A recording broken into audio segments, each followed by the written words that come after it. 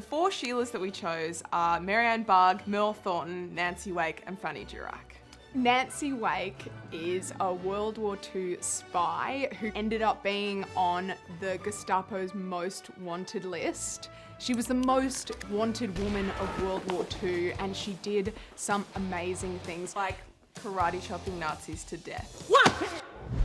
Marianne Bugg was an Aboriginal bushranger from Warramai country in New South Wales. A lot of people know the famous Captain Thunderbolt. She was his right hand, she taught him to read and write, and she was a bushranger, which is hard enough. She was an Aboriginal bushranger and a woman and also a mother. Where the fuck is he? Fanny Durack was Australia's first ever female Olympian, and she basically did it herself because she was almost banned from the 1912 Stockholm Olympic Games. This is bullshit!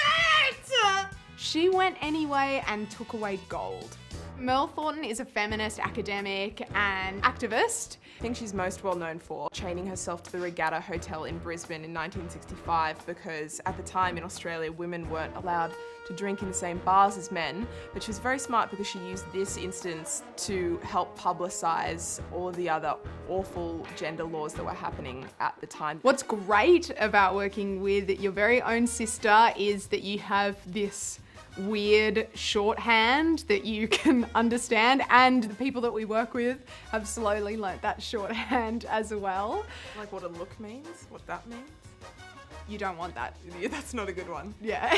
Sheilas is important because it relates to so many things that most women have to go through, whether it's being told that you can't do something because of the body that you have, or being told that you can't do something because it's immodest and inappropriate, and that you're not allowed to like follow your dreams just because you're of a certain sex.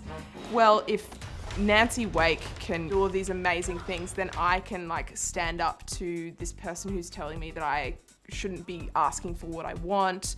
It gives you like a strong platform as a woman, knowing the history of other women's stories and as a form of inspiration, really.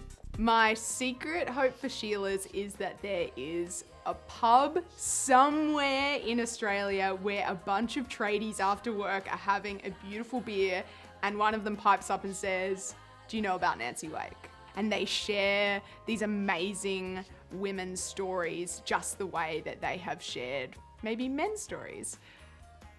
That's a really good one. Thank you.